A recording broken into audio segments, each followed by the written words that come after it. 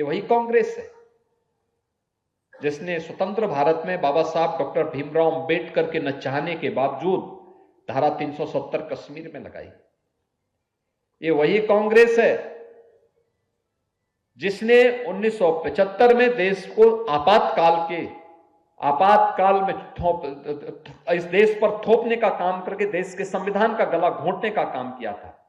और यह वही कांग्रेस है जिसने 1984 में भारत के अंदर सिखों का कत्लेआम करवाया था। यानी ये वही कांग्रेस है जो लगातार एक तरफ देश के अंदर भाई भाई को लड़ाने का काम कर रही थी और दूसरी तरफ तुष्टीकरण की नीति पर चल करके देश को एक और विभाजन की ओर धकेल रही थी। और आज फिर वह मतदाता सूची के नाम पर देश की जनता को गुमराह करने का काम कर रही है। क्या कांग्रेस और उसके सहयोगी दल 14 अगस्त 1947 के इस विभत्स कृत्य के लिए उन परिवारों से, भारतवासियों से और दुनिया के हिंदुओं से माफी मांगेगी? क्या ये माफी मांगेगी? कश्मीर में अपने पाप के लिए माफी मांगेगी? 1975 में देश के संविधान का गला घोंटने का जो पाप किया था, लोकतंत्र का गला घोंटने का जो काम किया था, क्या इसके लिए माफी मांगेगी? और 1984 के कत्लेआम के लिए भी क्या देशवासियों से फिर से माफी मांगेगी?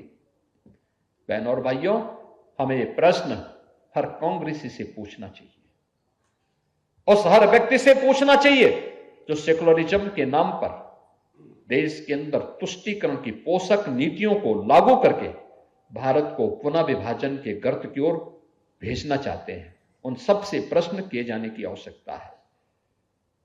सच पर बहुत देर तक धूल नहीं झोंकी जा सकती। सत्य हमेशा सत्य होता है और हमें उस सत्य को स्वीकार करना होगा। हमें उस सत्य की ओर बढ़ना ही होगा।